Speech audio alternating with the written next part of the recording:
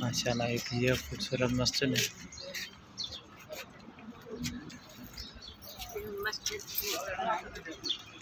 और दूसरी मस्जिद पर है। ये सीढ़ियाँ हैं, ऊपर जा रहा हूँ माशाल्लाह।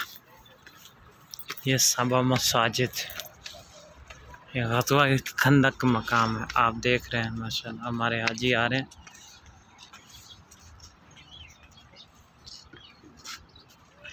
ग़ज़वा खंदक।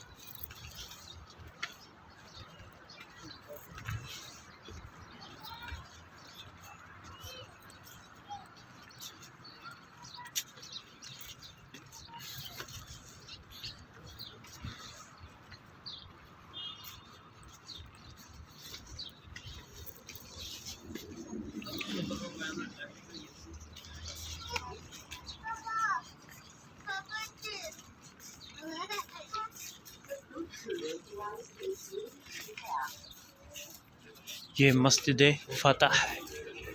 यहाँ ये मस्जिद फ़तह है,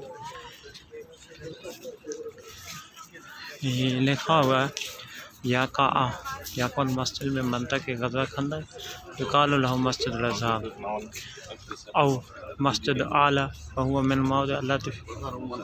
Evet arkadaşlar, hemen 2 rekat kılalım. Acele edelim biraz.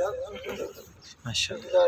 इसको मस्जिद अज़हब भी कहा जाता है और मस्जिद आला भी कहा जाता है। ये ग़ज़वा खंदक के मौके पर मस्जिद फ़तह है माशाल्लाह।